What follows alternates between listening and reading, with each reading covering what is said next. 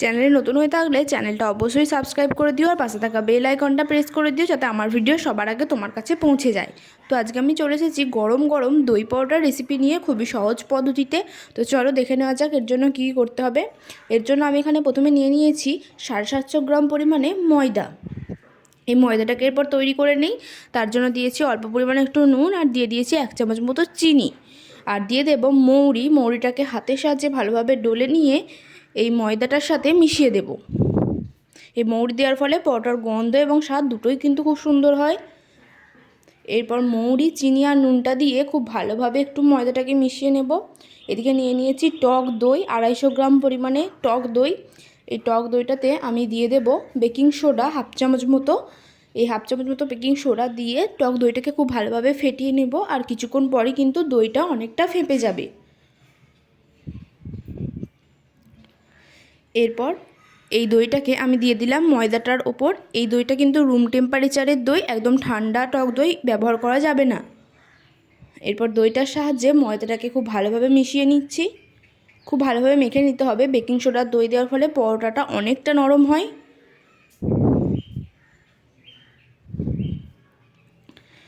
এইভাবে খুব ভালোভাবে মেখে নিতে হবে, আর অল্প অল্প গরম জল দিয়ে এটাকে মেখে নিতে হবে। পুরো গরম জলটা এখানে একবারে ব্যবহার করব না, অল্প অল্প দিয়ে মেখে নেব।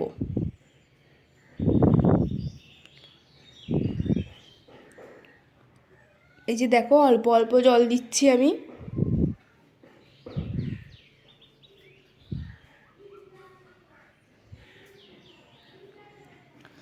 তো এই যে আমাদের মাখা তৈরি হয়ে গেছে, বড় একটা ডো করে নিয়েছি। এরপর ডোটার মধ্যে যদি হাওয়া লেগে হাওয়া লেগে শক্ত না হয়ে যায়, তার জন্য ওপর থেকে একটু তেল দিয়ে ভালোভাবে মাখিয়ে নিলাম। এরপর এটাকে আমরা মোটামুটি আধ ঘন্টার জন্য রেখে দেবো রেস্টে। আধ ঘন্টা পর দেখো কত নরম হয়ে গেছে ডোটা। এরপর এটাকে আরও একবার ভালোভাবে মেখে নিতে হবে। মেখে নেওয়ার পর এই যে আমি লেচি কেটে নিয়েছি, এই লেচিগুলো হবে পরোটা বা রুটির থেকে একটু বড় বড়। লেচিগুলো কাটার পর আমি একটু ময়দা দিয়ে এটাকে বেলে নিচ্ছি। তোমরা চাইলে তেল দিয়েও বেলে নিতে পারো, কোনো অসুবিধা নেই। এরপর এটাকে আমি পরোটা শেপ দিয়ে নেব।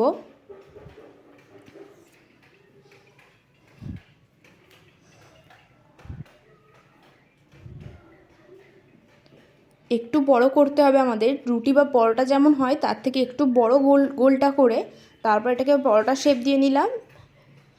এরপর আরও একবার বেলে নিচ্ছি। এইভাবেই সমস্ত পরোটাগুলোকে বেলে নিতে হবে।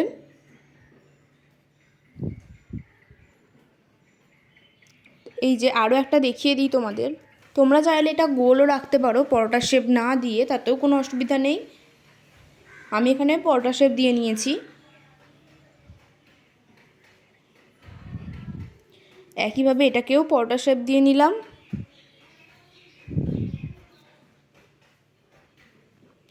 এইভাবেই সমস্ত লেচিগুলোকে পরোটা শেপ দিয়ে নিয়েছি।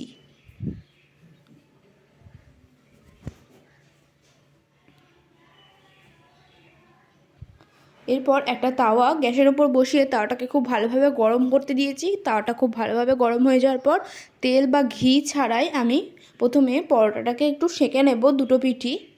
এরপর যখন একটু ফুলে আসবে পরোটাটা, তখন আমি ওপর থেকে দিয়ে দেব ঘি।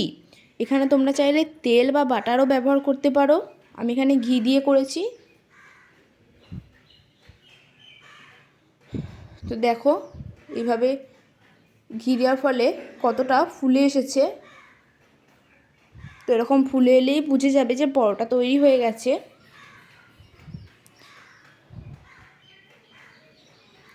এরপর এই পরোটাটাকে আমি তুলে নেব। এইভাবে আরও কয়েকটা পরোটা আমি ভেজে নিচ্ছি। দেখো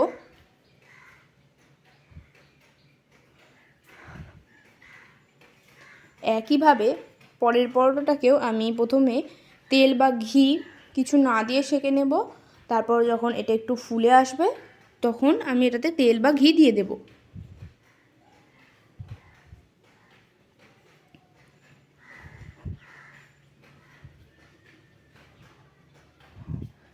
ঘি দেওয়ার ফলে কিন্তু খুব সুন্দর একটা গন্ধ তৈরি হয় এবং খেতেও অনেক বেশি সুস্বাদু হয়।